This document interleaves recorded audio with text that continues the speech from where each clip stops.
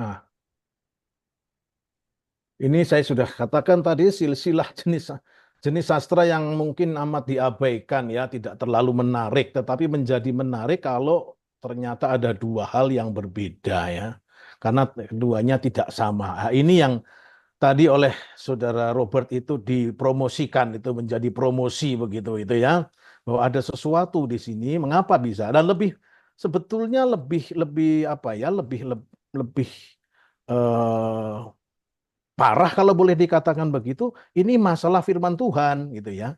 Ayat dalam Injil yang kita sebut sebagai firman Tuhan, bagaimana bisa memberikan sebuah informasi mengenai silsilah yang satu sama lainnya itu tidak sama gitu. Ini menjadi lebih menarik kalau boleh dikatakan ya. Nah, beberapa hal bisa saya sebut di sini yang menjadi apa perbedaannya itu antara kedua kedua apa kedua silsilah baik dari Injil Lukas maupun dari Injil Matius itu bisa kita lihat kalau Bapak Ibu saya harap lalu cukup akrab dengan silsilah seperti ini walaupun nama-nama saja ya. Tetapi ada beberapa hal yang kalau kita perhatikan itu memang menunjukkan perbedaan.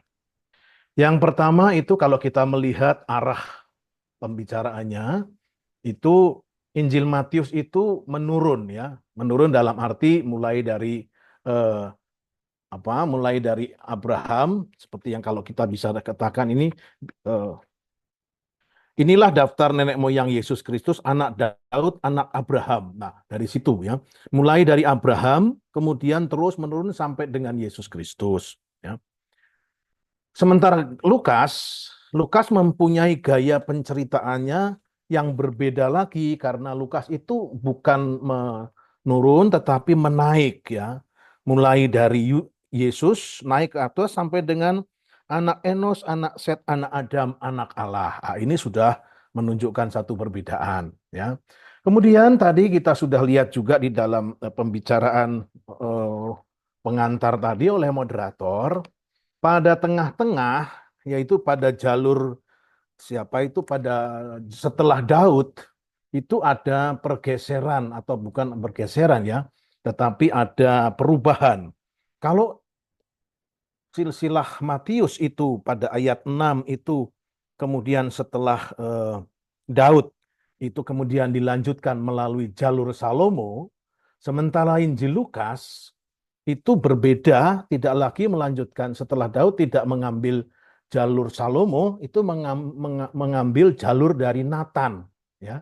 Pada Lukas bab 3:31 itu ada nama Nathan yang terdapat dalam 2 Samuel bab 5 ayat 14. Nama yang saya kira tidak terkenal ini ya. Nathan ini tidak terkenal. Jadi itu yang nanti kita akan lihat itu secara lebih mendetail ya. Kemudian dari sudut pandang struktur ya, strut, Matius itu disusun dengan model, wah ini saya salah tulis, itu bukan dua tetapi tiga ya, 3 kali 14 generasi ya, dari Abraham sampai Daud, kemudian dari Daud sampai dengan pembuangan, dari pembuangan Babel sampai dengan Yesus Kristus itu dikatakan ada 3 kali 14 generasi, struktur yang sangat sistematis. Sementara Lukas itu tidak membuat struktur jelas dan hanya memberikan daftar deretan nama-nama saja dengan cara yang sangat khas kalau kita melihat dari bahasa Yunaninya ya. Tetapi banyak ahli bisa melihat di situ ada struktur juga sebetulnya, yaitu 11 kali 7. 11 kali 7 dan masuk pada generasi Yesus itu adalah generasi yang ke-12, katakanlah seperti itu. Ya. Ini perbedaannya ya. Kemudian perbedaan lain, Matius itu kita tahu menyebut 5 perempuan. Ya. Ada Ruth, ada Rahab, ada istri Uriah, ada Tamar, kemudian ada Maria. Ya. Sementara Lukas itu tidak ada satupun nama ibu, nama perempuan yang hadir di sana. Ya. Itu jelas bisa dilihat. Ya. Kemudian ini nomor 5 saya kira mengulang apa yang saya tulis di atas. Ya. Matius berakhir pada Abraham. tetapi Lukas itu masih naik terus, ya, tidak hanya berhenti pada Abraham, bapa bangsa, tetapi terus sampai dengan manusia pertama dan sampai kepada Allah. Ya. Nah, paling tidak ini adalah perbedaan-perbedaan secara lebih mendetail yang bisa kita lihat berkaitan dengan model atau gaya penulisan silsilah itu. Nah, di satu pihak kalau kita melihat model pembicaraan seperti ini atau perbedaan seperti ini sebetulnya tidak terlalu bermasalah ya. Dalam arti ini adalah sebuah perbedaan perspektif saja. Bagaimana cara orang berbicara, cara orang menyampaikan sebuah ide. Nah, persoalannya kemudian adalah ketika sampai kepada eh, satu poin, ini menjadi mencolok dan menimbulkan problem. Pertanyaannya adalah siapa sebenarnya kakek Yesus? Ya. Siapa sebenarnya kakek Yesus? Apakah itu Yakub menurut Matius bab 1 ayat 16 atau Eli? Lukas bab 3 ayat 23. Ah, ini berkaitan bukan saja soal perspektif, tapi ini soal data. Ya. Soal data yang boleh dikatakan data sejarah mana yang benar. Yesus itu kakeknya siapa? Yakub atau Eli? Bapaknya saya kira cukup jelas bahwa bapaknya ayah Yesus itu adalah paling tidak ayah secara legal begitu, itu adalah Yusuf. Tetapi bagaimana memahami siapa kakek Yesus itu? Yakub atau Eli? Ini sebetulnya satu-satunya masalah yang boleh dikatakan menuntut pemahaman bagaimana ini. Karena ini berkaitan dengan data. Ya. Yang bagaimanapun pasti muncul sebuah pertanyaan, yang mana yang benar gitu, yang mana yang benar, si A atau si B, Matius atau Lukas, Yakub atau Eli, seperti itu. Ya. Nah, tentu di sini waktu kita berhadapan dengan masalah seperti ini, ya kita mesti sadar bahwa kitab suci itu, Alkitab itu bukan hanya melulu dokumen sejarah, ya. Memang di satu pihak kita menekankan khususnya dalam Perjanjian Baru dan khususnya Injil, itu kesejarahan atau historisitas itu memang ditekankan ya. Karena apa? Karena Yesus Kristus yang menjadi junjungan kita itu memang adalah tokoh historis. Iman Kristiani bukan iman yang ngawang-ngawang, iman yang didasarkan oleh sebuah mitologis dan seterusnya. Dan kalau inkarnasi Allah yang menjadi manusia secara konkret, dia pasti masuk di dalam sejarah umat manusia. Ya. Nah, maka oleh karena itu, di satu pihak, memang kita mengatakan bahwa kitab suci itu bukan dokumen sejarah secara ketat, ya. Tetapi bagaimanapun juga ada unsur sejarahnya, dan inilah yang bisa kita telusuri. Ya. Nah, kalau kitab suci itu bukan melulu dokumen sejarah, lalu apa? Ya pada dasarnya bagi kita kitab suci itu bukan sebuah buku di mana kita mau mencari sesuatu yang berkaitan dengan sejarah kalau ada. Ya. Kapan misalkan Herodes Agung itu memerintah, kapan itu bangsa Babilonia menyerbu Yehuda dan seterusnya. Kalau kita mau mencari informasi sejarah bukan dari kitab suci. Ya. Karena apa? Karena kitab suci pada dasarnya adalah kesaksian iman akan karya keselamatan Allah yang terwujud di dalam sejarah yang akhirnya berpusat pada pribadi Yesus Kristus. Ya. Nah, ini adalah Alkitab kita. Maka justru karena harus ada keseimbangan antara historisitas dan tetap bagaimana teologi, kalau boleh saya katakan seperti itu, maka persoalan-persoalan yang muncul berkaitan dengan sejarah, misalkan di sini saya katakan siapa sebetulnya kakek Yesus, Yakub atau Eli, ya sejauh mungkin coba kita telusuri bagaimana apakah ada bukti-bukti sejarah yang bisa kita manfaatkan untuk menentukan hal itu atau bagaimana. Ya. Maka mau tidak mau untuk mencari hal ini, ya kita mesti menggali sejauh mana dari data-data yang tersedia, bagaimana itu kita coba lihat, kita coba baca untuk bisa untuk bisa menentukan dan menjawab pertanyaan seperti ini. Siapa sebetulnya yang menjadi kakek dari Yesus, Yakub atau Eli? Ya. Tapi tetap tidak dilupakan bahwa ini adalah sebuah kesaksian iman. Maka nanti dalam penjelasan yang saya coba sampaikan kepada Bapak Ibu dan saudara-saudara yang lain, ya, ini tetap saya akan berada di dalam dua jalur itu. Kita di satu pihak untuk melihat bagaimana kita mencoba memahaminya dari sudut pandang sejarah, tetapi terlebih dari itu, ini adalah mencoba melihat dari sebagai sebuah kesaksian iman. Ya. Nah, ini yang saya kira perlu kita sadari manakala kita mencoba untuk memahami sebuah teks Alkitabiah. Ya. Nah, saudara-saudara yang terkasih, sebetulnya harus diakui ya, persoalan ini, persoalan perbedaan antara genealogi atau silsilah antara Matius dan Lukas, ini bukan persoalan yang baru saja kita munculkan. Ya, bukan soal baru yang tiba-tiba muncul dan menjadi sesuatu yang booming, sesuatu yang wah ini aneh, ini menarik, ini tidak. Itu adalah sebuah teks yang sebuah problem, kalau boleh dikatakan sebuah persoalan yang sudah sejak awal kekristenan itu sudah ada gitu.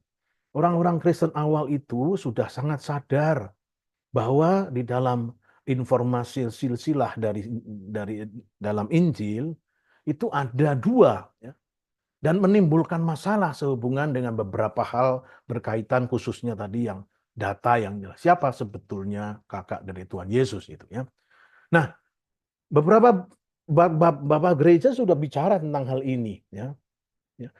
Beberapa bapak gereja ini sudah bicara mengenai hal ini, ya. Sudah sejak lama, tidak hanya satu, tapi beberapa. Ya, nanti coba saya lihat apakah bisa untuk menelusuri pandangan mereka. Ya, sekali lagi, ya kalau kata pengkhotbah tidak ada yang baru di atas muka bumi, ya inilah mungkin yang dimaksudkan. Ya, persoalan silsilah Yesus antara Matius dan Lukas dengan perbedaan yang antara yang satu yang lain itu adalah persoalan abadi yang praktis muncul eh, sudah sejak awal kekristenan sendiri, abad kedua dan ketiga itu sudah jelas ya. Dan apa itu eh, sudah dibicarakan. Yang jelas saudara-saudara adalah bahwa sejauh kita melihat ya tidak ada orang yang sungguh-sungguh tersandung lalu karena hal ini dan kemudian pindah keyakinan karena kalau menganggap bahwa Alkitab itu rupanya tidak bisa dipercaya dan segala terusnya hal seperti itu.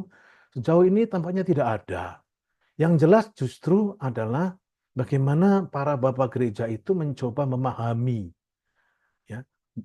Orang-orang Kristen awal itu mencoba memahami bagaimana hal ini bisa dipahami. Jelas ada perbedaan, ada jelas, ya. Tetapi bagaimana perbedaan ini mesti dipahami, ya. Pertanyaannya adalah itu, bukan kesimpulannya misalkan, wah ini ada sama-sama kitab suci kok, yang satu mengatakan begini, yang lain mengatakan begitu. Wah, ini mana yang bisa dipercaya, ya. Paling tidak kalau begitu kontrasnya begitu mencolok seperti ini pasti nanti harus ada dikatakan yang satu benar yang satu salah. Wah, kalau begitu ada kitab suci yang salah dan seterusnya dan seterusnya ya. Pertanyaannya tidak seperti itu, tetapi pertanyaan yang diajukan adalah ada data seperti ini. Lalu bagaimana ini mesti dipahami? Ya. Ini saya kira cara-cara bertanya, cara memahami, menghadapi persoalan yang lebih bijaksana ya. Mengapa? Apa yang Nah, saya mengungkapkan di sini mengutip sebuah ungkapan dari Anselmus dari Canterbury, ya, Fides Quaerens Intellectum itu berarti iman itu selalu mencari pemahaman, ya. Kita beriman ya beriman di satu pihak, tetapi kadang-kadang kita juga membutuhkan sebuah jawaban atas pertanyaan, ya. Kenapa kok harus begini? Mengapa kok demikian? Nah, inilah yang disebutkan bahwa iman itu membutuhkan pemahaman sehingga iman Kristiani kita itu bukan sebuah lompatan buta, tetapi ada sebuah ya. Silahkan mengingat apa yang dikatakan oleh surat Petrus yang pertama bab 1 ayat 3-15 itu bahwa kita semua diminta untuk berani mempertanggungjawabkan pengharapan yang kita miliki. Nah, ini adalah salah satu usaha mempertanggungjawabkan. Bukan hanya mempertanggungjawabkan kepada orang lain sebetulnya yang bertanya kepada kita, tetapi kita juga bertanggung jawab pada diri sendiri yang memutuskan untuk beriman Kristiani seperti itu. Ya. Nah, oleh karena itu ada dua pertanyaan sebetulnya yang terkandung berhadapan dengan persoalan seperti yang kita hadapi, yaitu berbedaan dengan perbedaan data tekstual yang kita miliki. Ada dua pertanyaan yang saya kira perlu kita hadapi. Yang pertama adalah bagaimana kita memahami perbedaan itu? Nah, ini pertanyaan seperti ini kalau mau kita telusuri dari sudut pandang historis ya bisa dimasukkan dalam sudut ini ya. Bagaimana memahami perbedaan itu dari sudut pandang sejarah ya. Mengapa bisa terjadi pemahaman seperti ini? Apakah ini perbedaan data atau ada perbedaan perspektif atau yang lain-lain seperti itu? Ini yang pertama. Dan yang kedua adalah Alkitab bagaimanapun itu adalah membawa pesan ya untuk kita, untuk orang Kristiani dimanapun berada. Maka yang juga tidak boleh kita lupakan adalah ini pesannya untuk kita itu apa? Kalau Injil Matius menyuguhkan sebuah silsilah yang seperti ini, dan kemudian Injil Lukas menyajikan silsilah yang lain lagi, keduanya berbeda. Ya. Lalu pertanyaannya adalah, nah ini untuk apa? Untuk kita sekarang ini pesan ini berbunyi apa? Bagaimana kita mau meneguhkan pesan ini atau bagaimana? Ya, ya. Ini saya kira pertanyaan yang tidak boleh diabaikan ya, tetap harus ada ketika kita berhadapan dengan teks-teks Alkitabiah seperti ini. Ya. Nah, karena saya katakan tadi sudah sejak bab 2 dan 3, maka saya akan mencoba melihat apa yang pernah dikatakan oleh para pendahulu kita ya.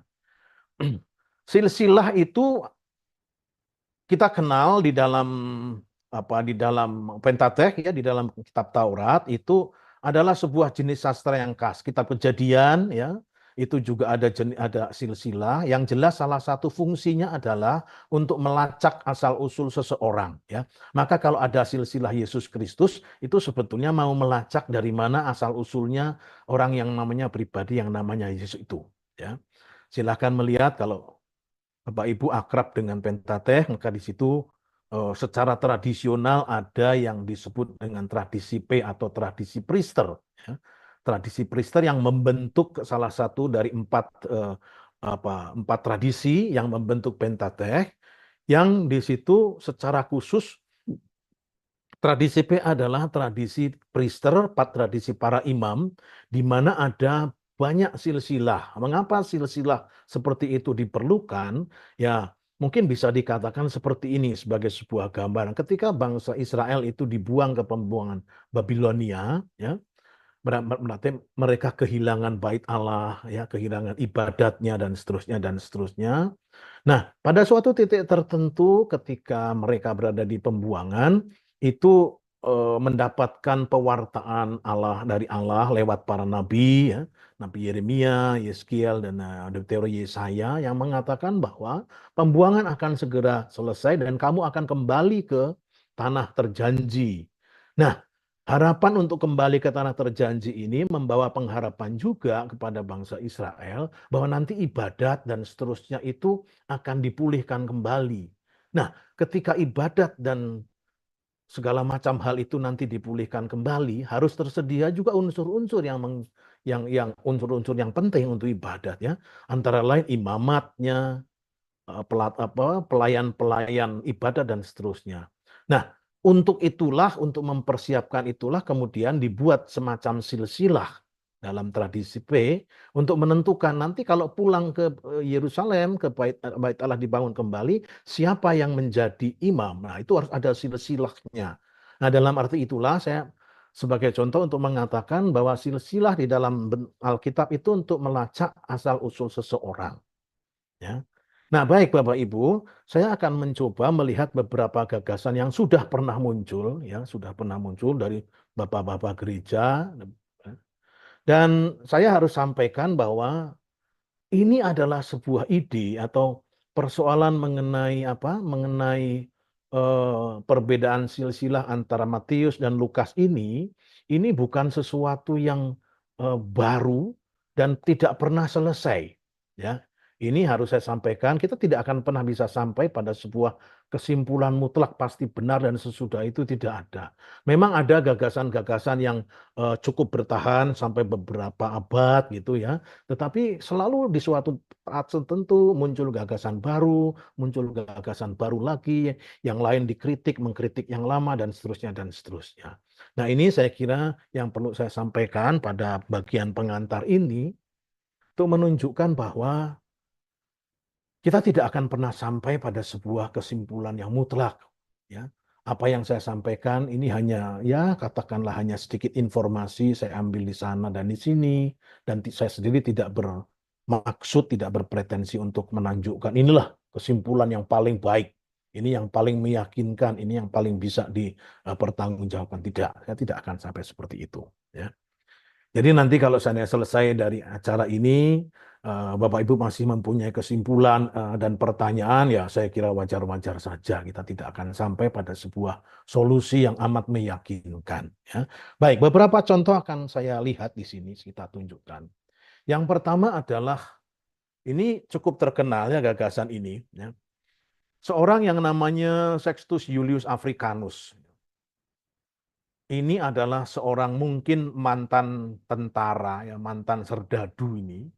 Kemudian menulis banyak tulisan-tulisan yang berkaitan dengan sejarah ya, termasuk juga bagaimana dia menulis sejarah apa itu? Sejarah alam semesta mulai dari zaman terjadinya sampai pada zamannya sekitar abad kedua Masehi seperti itu ya. Jadi kurang lebih mirip mirip dengan mirip dengan tulisan Josephus Antiquitates itu ya, Antiquity itu ya, yang juga menggambarkan sejarah alam semesta, sejarah sejarah bangsa Israel diawali dengan sejarah alam semesta seperti itu. Ya. Julius Africanus adalah seorang sejarawan Kristen, mungkin dia berteman dengan Origenes, ya seorang filsuf juga pada abad kedua. Ya. Menulis banyak tulisan dan salah satunya adalah apa yang disebut dengan surat kepada Aristides, ya. Surat kepada Aristides yang isinya adalah berbicara mengenai ini silsilah Yesus Kristus menurut Matius dan Lukas, persis tema kita, ya. Persis tema kita ini sudah dibahas oleh orang yang namanya Julius Africanus pada abad ke-3 Masehi. Ya. Dan kita coba melihat ini apa sebetulnya isi dan bagaimana Africanus ini mencoba memahami, merasionalisasi perbedaan silsilah yang ada dalam Injil Matius dan Injil Lukas itu. Ya. Nah, sayang sekali, sebetulnya tulisan Julius Africanus yang disebut dengan surat kepada Aristides ini sudah tidak ada lagi. Kita tidak mengenali hal itu. Ya. Kita hanya bisa mempunyai akses kepada tulisan Africanus ini hanya melalui sebuah karya lain, karya sejarah dari seorang yang namanya Eusebius dari Caesarea, yang biasa disebut dengan Historia Ecclesiastica atau The Church History. Ya. Buku pertama bab yang nomor 7 itu Eusebius berbicara mengenai Africanus berkaitan dengan silsilah Yesus Kristus menurut Matius dan Lukas itu. Nah, bagaimana pandangan saudara kita ini? Bagaimana pandangan Julius Africanus itu untuk mendamaikan sehingga dua silsilah itu bisa masuk akal, perbedaannya bisa dipahami sebagai sebuah fakta ya, sebuah apa yang dibuat oleh Africanus ya. Baik, kita akan coba lihat bersama-sama. Nah, sekali lagi yang saya sampaikan ini kalau saya mengatakan Julius Africanus ini dikutip dari karya Eusebius Caesarea ya, dari karya Eusebius dari Caesarea yaitu Historia Ecclesiastica ya. Nah, Africanus mengatakan bahwa bagaimanapun kedua silsilah itu benar. Ya. Nah, bagaimana dia mencoba untuk membenarkan atau menjadikan merasionalisasi seperti itu? Dia menggunakan eh, satu institusi di dalam perjanjian lama dalam masyarakat Yahudi yang disebut dengan perkawinan levirat, ya. Perkawinan levirat yang di dalam perjanjian lama terdapat dalam Ulangan pasal 25 ayat 5 sampai dengan 10, ya. Nah, ini sebetulnya adalah bicara tentang apa? Ini sebetulnya adalah bicara tentang apa? Kalau seorang laki-laki mempunyai istri dan kemudian lelaki itu meninggal, ya, tetapi belum mempunyai anak, maka saudara dari laki-laki itu harus menikahi janda saudaranya itu untuk menegakkan namanya. Jadi untuk memberikan keturunan yang nanti akan membawa nama yang bersangkutan itu. Ya. Di dalam Injil kita tahu ceritanya ini adalah ketika orang-orang Saduki datang kepada Yesus dan membawa masalah ini. Ya. Ada seorang perempuan yang pernah menikah dengan 7 orang laki-laki dan bersaudara dan semuanya mati tanpa ada yang memberikan keturunan. Lalu pertanyaannya pada hari kebangkitan, lalu siapa perempuan ini menjadi istri siapa? Ya. Nah, ini adalah apa yang disebut di dalam perjanjian lama sebagai perkawinan levirat, ya. Dari kata levir, bukan dari Levitikus atau kaum Lewi, tetapi levir itu dalam bahasa Latin berarti ipar, maka perkawinan ipar sebetulnya yang dimaksud. Ya. Nah, bagaimana itu difungsikan? Bagaimana Afrikanus menggunakan fungsi ini di dalam silsilahnya? Ya. Nah, setelah Daud tadi sudah saya singgung, ya, setelah Daud, ya, silsilah itu yang tadinya pada awal itu sebetulnya sejalan, ya. Kalau kita mengikuti dari pihak Matius mulai dari Abraham sampai Daud, kalau kita mengikuti dari pihak Lukas mulai dari Adam sampai Daud, itu sebetulnya praktis kurang lebih sama, ya. Tetapi mulai dari Daud atau setelah Daud, garis keturunannya itu berbeda, berpindah, ya. Matius meneruskan mengikuti garis keturunan Salomo, tadi sudah disampaikan oleh saudara Robert juga, ya. Sementara Lukas itu mengikuti garis keturunannya Nathan, anak Daud yang lain, yang disebut dalam 2 Samuel bab 5:13. Namanya itu memang Nathan, ya. Nah, tidak banyak dikenal, kita tidak tahu. Cerita ini pun sebetulnya kita tidak tahu. Nah, kemudian dari situ kita mempunyai dua garis. Dua garis silsilah yang berbeda karena memang anunya berbeda, asalnya memang berbeda. Satu dari Salomo, satu dari Nathan. Nah, pada bagian akhir, ya, menjelang kelahiran Yesus itu, ya, kita ketemu dalam Injil Matius yang namanya Matan, ya. Matan pada ayat 16 dikatakan seperti ini, ya.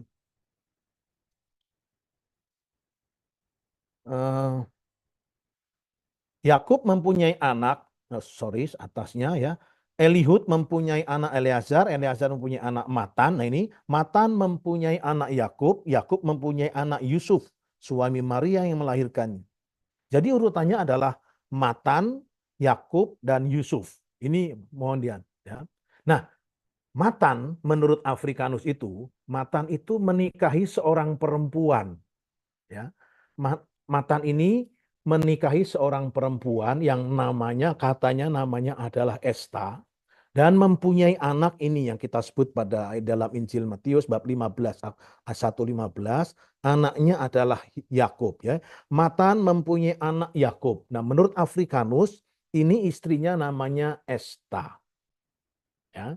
Nah, kemudian di sini mulai twistnya itu, ya. Kemudian dikatakan bahwa Matan itu meninggal, ya. Matan itu meninggal dan Esta ini mantan istrinya ini menikah dengan seorang yang namanya Malki. Nah, nama Malki itu ada di dalam silsilah menurut Injil Lukas, ya. Bab 3 ayat 24. Dari perkawinan itu, ya, dari perkawinan antara Esta dan Malki itu, kemudian lahirlah yang namanya Eli, ya, yang namanya Eli. Dengan demikian, sebetulnya Yakub dan Eli itu adalah saudara satu ibu dari bapak yang berbeda. Yang satu Matan, yang satu Malki. Ya, ini poin yang disampaikan oleh Julius Africanus. Ya. Jadi akhirnya, jadi kesimpulannya Yakub dan Eli itu sebetulnya adalah saudara satu ibu. Yang satu berasal dari Matan dalam perkawinannya kedua, yang pertama, kemudian yang satu lagi ini dari Malki dari perkawinannya yang kedua. Ya. Nah, begitu poinnya. Lalu apa yang terjadi? Sesudah itu, ini yang menarik ya, Eli menikah. Tidak dikatakan siapa istrinya. Ya. Eli menikah dan mati tanpa anak. Eli menikah dan mati tanpa anak. Nah, disinilah Afrikanus selalu menerapkan penerapan hukum Levirat itu. Menurut hukum perkawinan Levirat, kalau seorang perempuan, laki-laki itu menikahi seorang perempuan dan perempuan itu suaminya mati tanpa anak, maka saudaranya mesti mengambil istri saudaranya itu untuk memperanakkan anak, untuk menegakkan namanya istilahnya. Dan itulah yang oleh Afrikanus terjadi dalam kasus ini. Setelah Eli menikah dan mati tanpa anak, berdasarkan hukum Levirat, Yakub kemudian mengambil istri Eli. Ya. Dan Yakub mengambil istri Eli, memperanakkan Yusuf. Ini. Ya. Oleh karena itu, kalau kita melihat di sini, Yusuf itu sebetulnya anak siapa? Anak Yakub atau anak Eli? Nah, disinilah Vatikanus itu mencoba menjelaskan bahwa Yusuf itu adalah anak Yakub secara biologis, karena de facto itu adalah anak biologis dia yang memperanakkan dengan istri Eli, tetapi juga anak Eli secara hukum, karena anak yang dilahirkan itu sebetulnya untuk mendirikan nama dari suami yang sudah meninggal itu. Ya.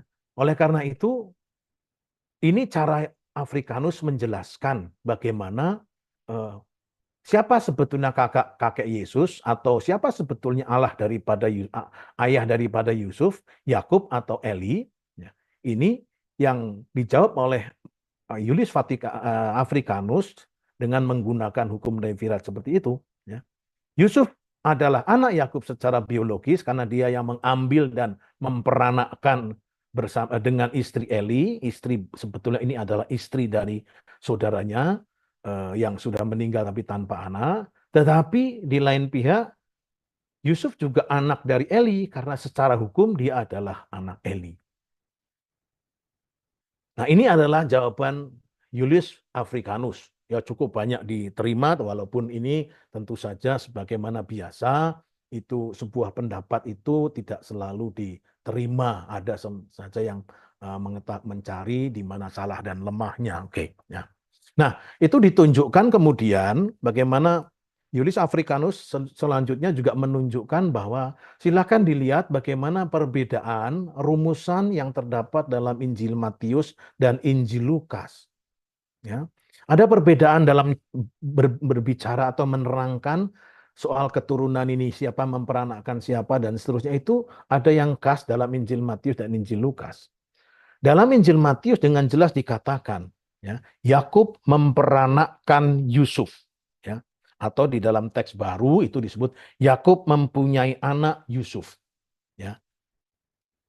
Itu di dalam bahasa Yunani jelas ya digunakan kata egenesen yang artinya genao, dari kata genao yang memang mempunyai anak, memperanakkan dalam istilah kita, ya, mempunyai anak seperti itu. Dan ini dilihat secara kurang lebih biologis. Tetapi dalam Injil Lukas, ya, dalam Injil Lukas tidak ada kata itu. Tidak ada kata memperanakkan, bahkan untuk kasus Yesus ini dikatakan bahwa dan menurut anggapan orang, ia adalah anak Yusuf, anak Eli. Nah ini, Yesus itu adalah, ada catatannya di situ, menurut anggapan orang, ia adalah anak Yusuf dan anak Eli. Ya. Nah, dari penggunaan seperti ini, Afrikanus selalu mendasarkan atau melihat bahwa ini adalah sebuah pembedaan. Bagaimana yang satu itu memperanakkan secara biologis, ya, tetapi yang satu lagi itu lebih menurut legal, secara legal seperti itu. Nah, saudara-saudara, Bapak Ibu, ini adalah salah satu contoh ya dari orang yang namanya Sextus Julius Africanus, seorang sejarawan Kristen pada abad ke berapa? Abad kedua, tiga, yang mencoba sekali lagi memahami perbedaan antara silsilah yang terdapat dalam Injil Matius dan Injil Lukas. Itu. Ya. Dan pendapat ini saya kira cukup banyak sampai sekarang masih banyak diterima oleh orang. Ya. Cukup masuk akal, walaupun kalau diperhatikan ya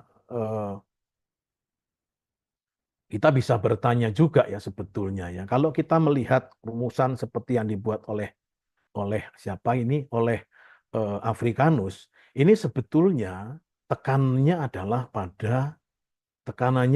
pada silsilah Yusuf, bukan Yesus. Karena yang coba dijelaskan di situ sebetulnya adalah istilah Yusuf, sebetulnya adalah siapa Yusuf itu? Yusuf adalah anak dari Yakub dan Eli secara biologis dan secara legal, secara hukum. Lalu pertanyaannya adalah sebetulnya Yesus itu dari mana?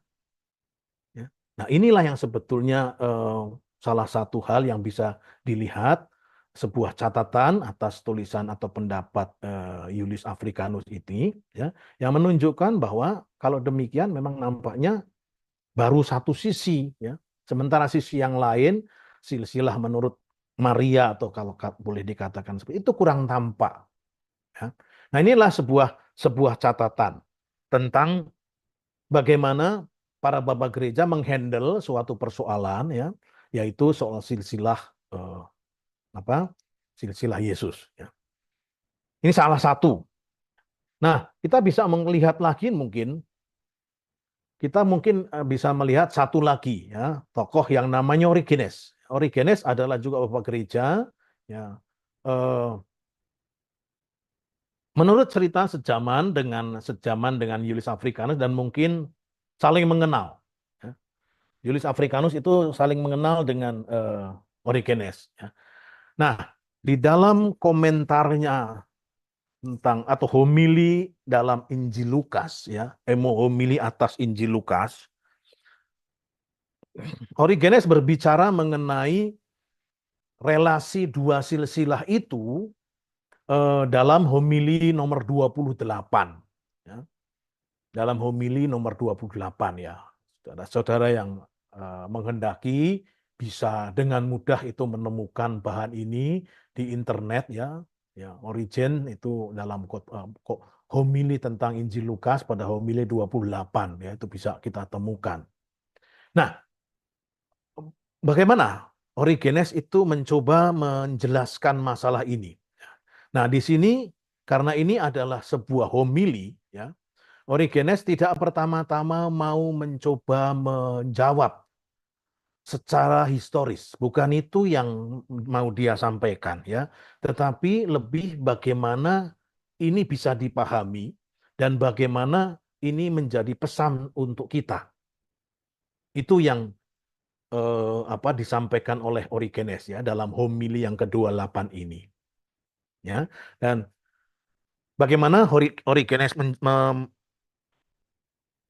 membaca dua silsilah itu? Nah, ini menarik karena dalam homilinya itu Origenes membaca dua silsilah itu menggabungkan ya, menggabungkan keduanya seolah-olah sebuah silsilah yang secara kronologis itu satu sesudah yang lain.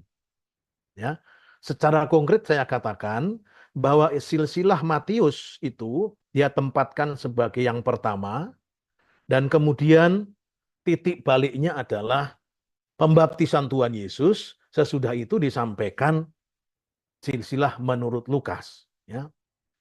Origenes dengan jelas menunjukkan sebuah kenyataan dan dalam sebuah pertanyaan, mengapa Matius itu menuliskan silsilahnya pada bagian pertama, bab pertama pada awal, sebelum segala sesuatunya, termasuk Yesus juga baru sebagai pengantar, katakanlah seperti itu. Ya. Sementara Lukas itu menyampaikan menyampaikan silsilahnya itu pada bab 3, ya. Bahkan ditulis setelah Yesus itu berusia 30 tahun, ya. Ketika Yesus memulai pekerjaannya, ia berumur kira-kira 30 tahun dan menurut anggapan orang, ini, ia adalah anak Yusuf, anak Eli, anak Matat, anak Lewi, dan seterusnya, dan seterusnya. Ya. Jadi boleh dikatakan bahwa secara naratif, Lukas itu menyampaikan silsilahnya itu setelah Yesus berusia 30 tahun. Dan secara literer, kalau kita melihat itu, bab 3, sepersis sebelum silsilah Yesus adalah kisah mengenai Yesus anak Allah dibaptis. Ya, bab 3 ayat 21 dan 22. Nah, Origenes itu melihat, membaca, ya, silsilah Matius itu adalah silsilah yang disampaikan sebelum pembaptisan Yesus. Dan kemudian silsilah Lukas itu disampaikan setelah pembaptisan Yesus. Ada dua silsilah yang sebetulnya silsilah yang sama, tetapi oleh Origenes dilihat sebagai sebuah kesatuan kronologis, linier seperti itu. Ya. Nah, apa yang disampaikan oleh Origenes? Ya. Oke, pengamatan yang pertama, Origenes mengatakan bahwa ya nama-nama yang disebutkan itu tidak sama semuanya, tidak atau banyak yang tidak sama. Oke, itu kita sudah melihat khususnya sesudah zaman Daud itu ya, karena memang mengikuti alur yang berbeda. Nah, Origenes menggarisbawahi bahwa Matius itu menyebut 5 perempuan. Ya, 4 lah. Kalau nanti 5, nanti yang kelima adalah Bunda Maria ya. 4 perempuan yang digarisbawahi adalah semua perempuan yang dalam satu dan lain cara itu adalah perempuan yang berdosa. Ya. Kita tahu Tamar, ya. Kita tahu pelacur yang membantu apa itu spy mata-mata ya itu. Kemudian kita Tamar itu adalah yang menggoda mertuanya Yehuda. Ya. Kemudian kita tahu Ruth itu adalah yang boleh dikatakan menggoda Boas, itu mirip dengan nenek moyangnya, yaitu ya. Kemudian kita tahu juga tentang istri Uria, Batsheba, yang tidak disebut namanya, ya. Dan kita tahu juga ya siapa Rahab, Tamar, Rahab pelacur, Tamar itu adalah Ruth dan istri. Ada 4 perempuan berdosa. Ya. Dan dikatakan bahwa Yesus lahir di sana. Yesus itu lahir di antara para pendosa, termasuk Salomo dan Rehabeam. Ya. Nah, Yesus lahir di sana untuk menebus mereka dari dosa. Itu yang dikatakan oleh Origenes. Ya. Ini yang pertama, silsilah yang pertama, Yesus memang lahir dari antara pendosa, termasuk juga Salomo, termasuk juga Rehabeam, untuk menyelamatkan, untuk menebus mereka dari dosa. Nah, kemudian yang kedua, silsilah Lukas muncul sesudah pembaptisan. Ini dianggap sebagai silsilah yang kedua.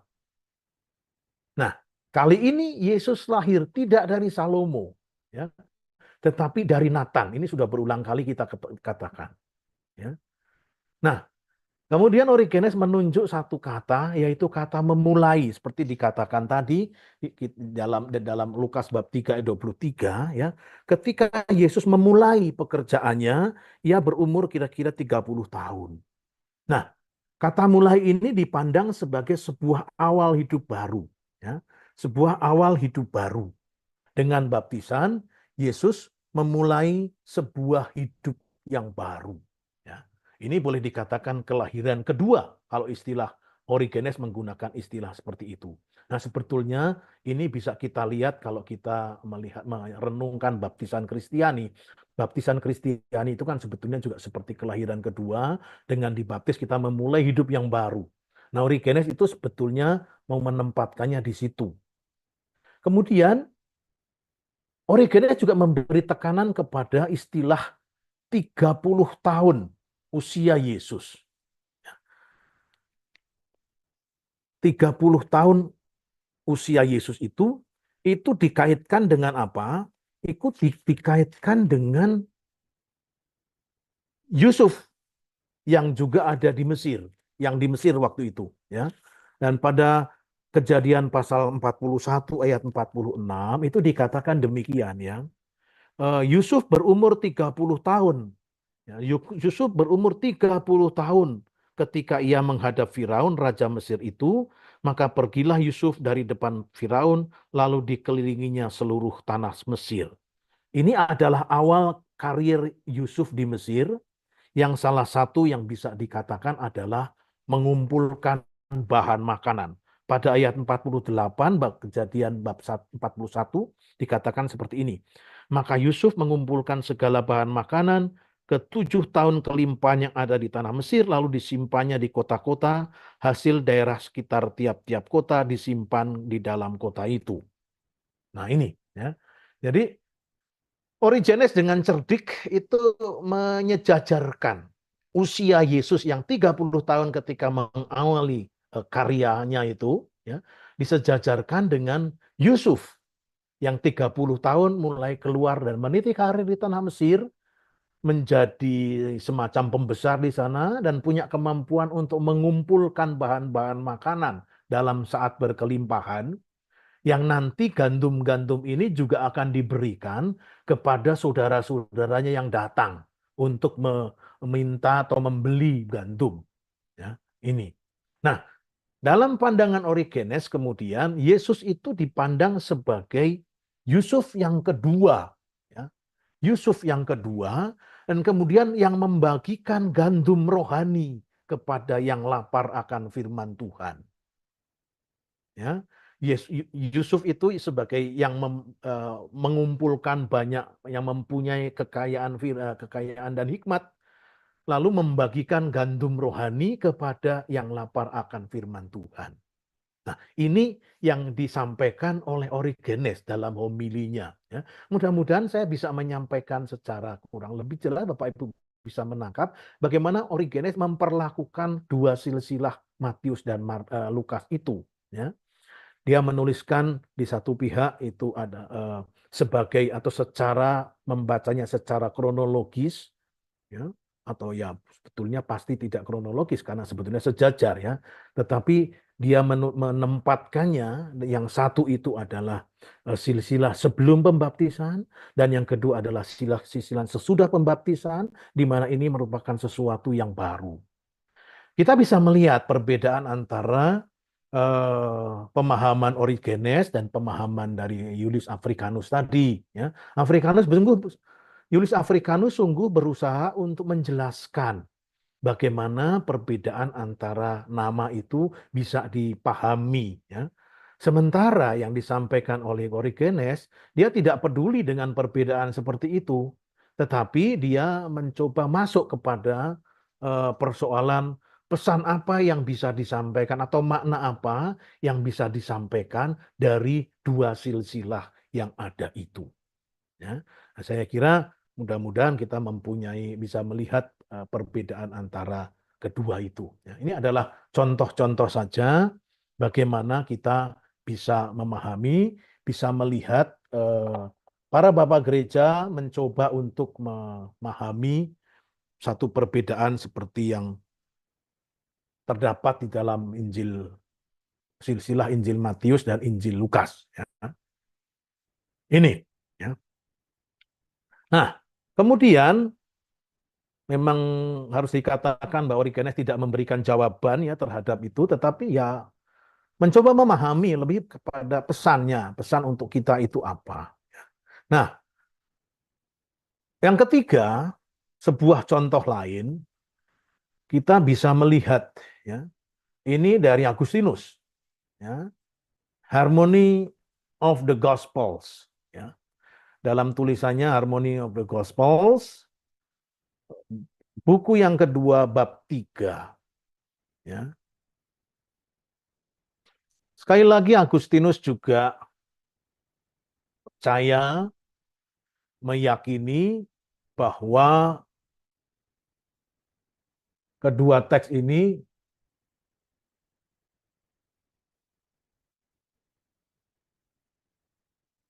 Oke, baik. Saya kira saya dipesan ini untuk jeda ini yang tidak kelihatan ini saya kira ini. Aduh. Ya sudah daripada saya melangkah lebih lanjut ya Bang Robert kita berhenti dulu di sini ya. Daripada saya baru judulnya enggak apa-apa lah sebagai Ya, ya. pengantar kepada bagian yang berikutnya. Terima kasih silakan Bang Robert. Maaf, maaf.